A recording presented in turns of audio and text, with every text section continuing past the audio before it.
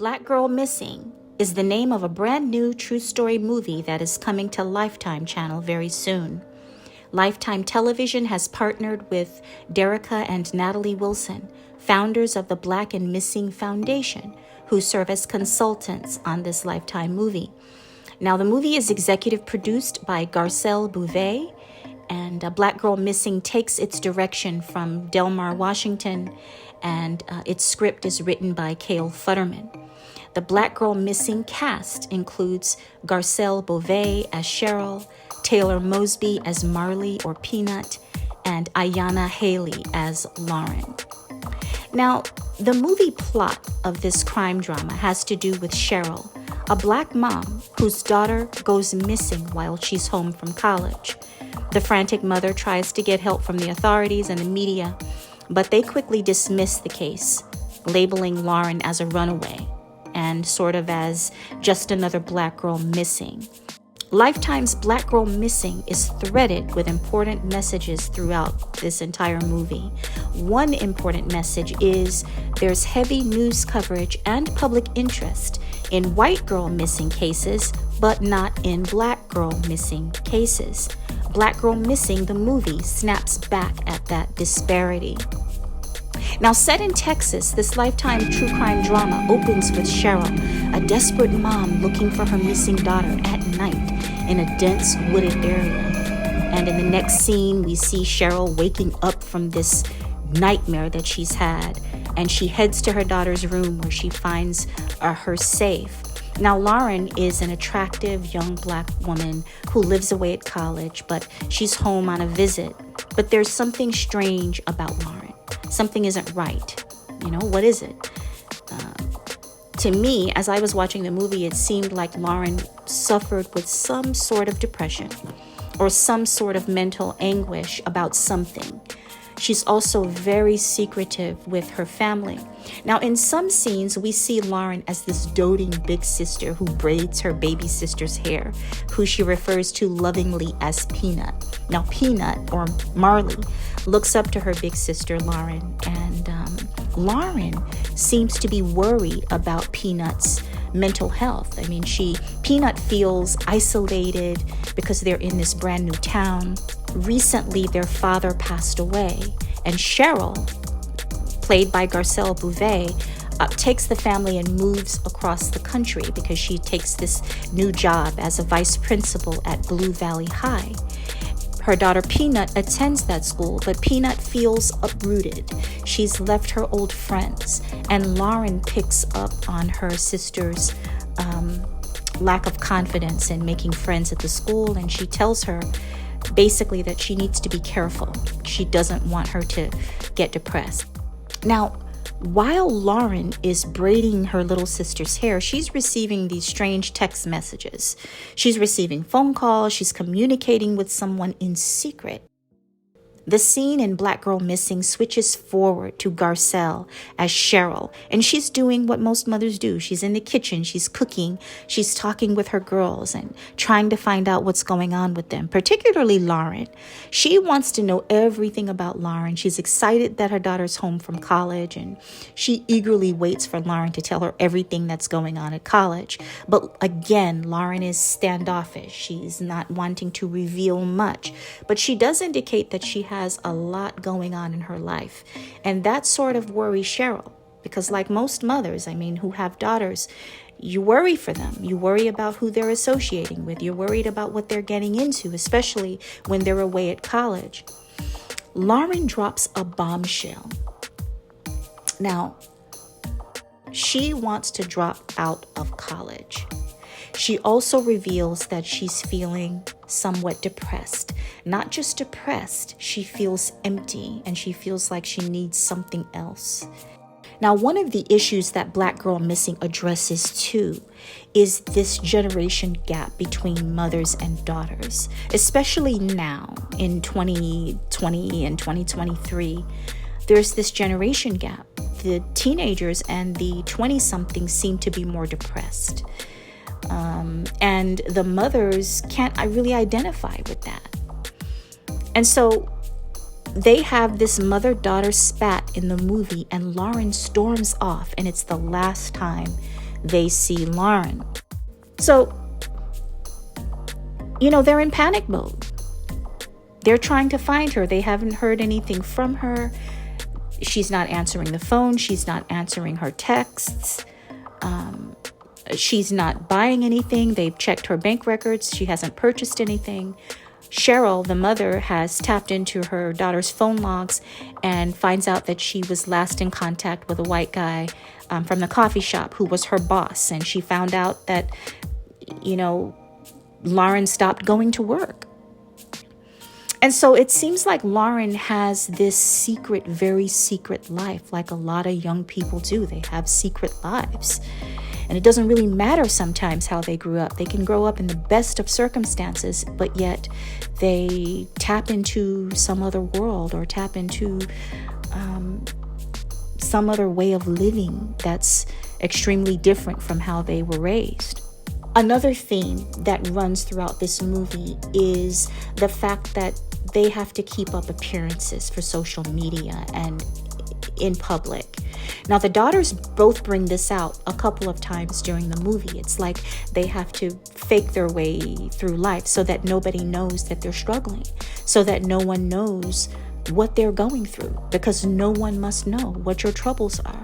And that's a very real topic, and that's a very real issue that is going on right now with many people, trying to keep up images of happiness when really behind the scenes you're suffering and you're going through things.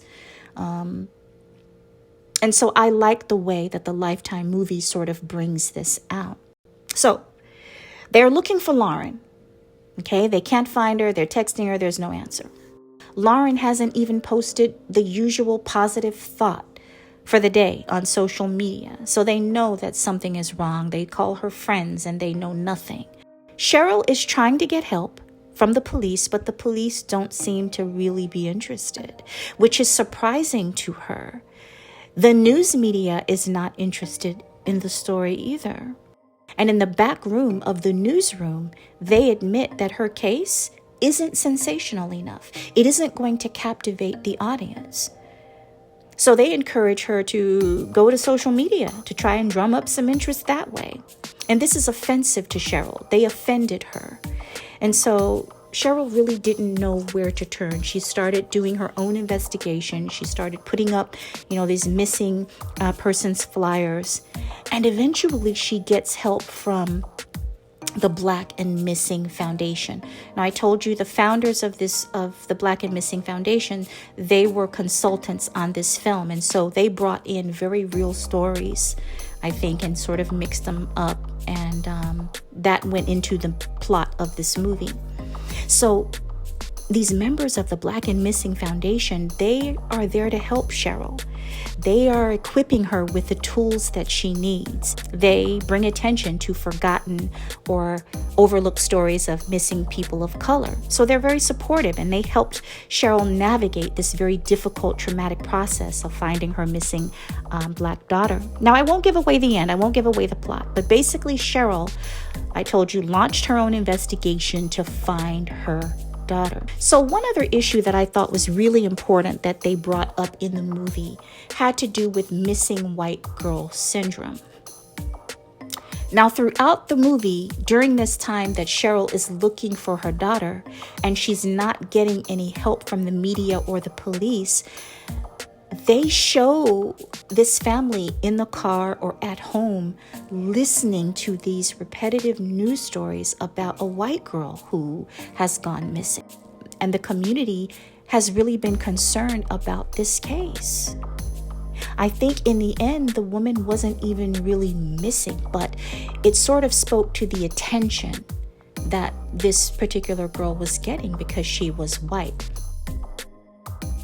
Missing white woman syndrome is a term coined by the late Gwen Ifill, which sort of addresses the fact that missing or murdered white women are given more attention in the media, especially on TV. Because why?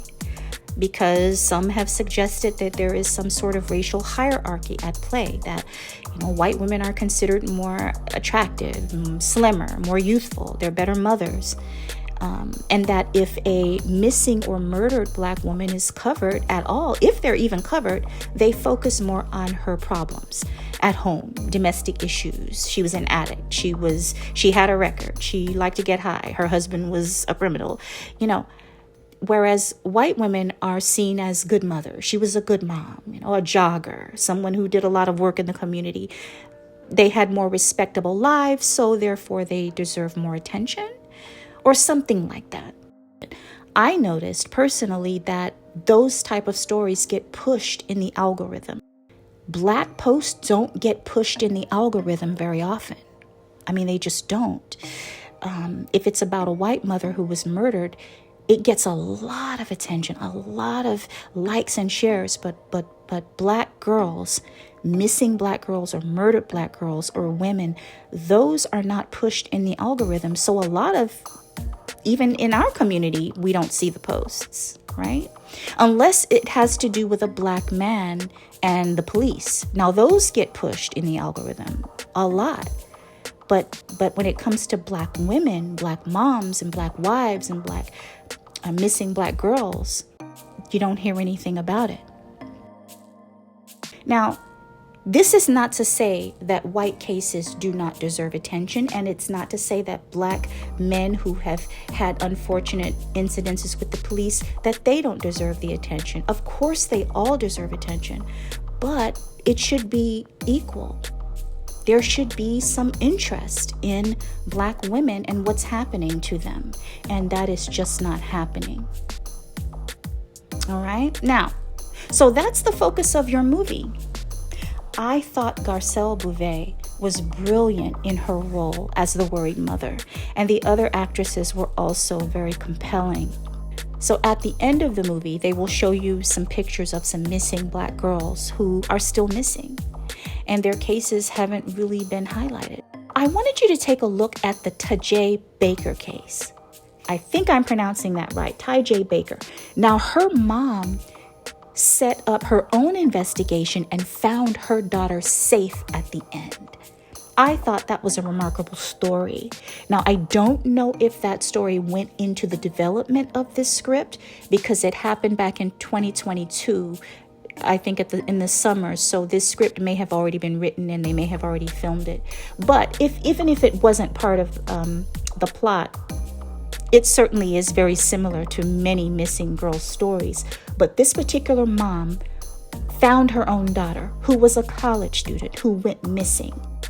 She was 23 years old and she disappeared. She had accepted a job from someone she met online. And she was an artist, so she was going to create artwork for a woman she met online. And then suddenly she disappears. Later, they receive a chilling phone call, a very strange and chilling phone call from her, where she's saying she needed help. She said, tell my mother to come and get me. So the mother is frantically looking for her daughter. And she eventually, she goes to the nail salon where she was, and she gets surveillance footage and sees her daughter pacing back and forth. And anyway, this woman ends up tracking down her daughter. She found her daughter safe. Her daughter was hurt, but safe. She had to launch her own investigation because she wasn't getting much help from the police either. She put up posters in the DC area and beyond, and she called for her daughter's safe return. Now, council member Darlene Mealy, according to the U.S. Sun, said that on the missing person bill, they don't register Black people as quickly as they do white people. When a white person is missing, the whole world stops. But when a Black person is missing, it's, she'll be calling back or she might be partying, right? So that's the general thought. Anyway, that's your Lifetime movie. It airs Saturday, March the 4th at 8/7 Central on the Lifetime channel.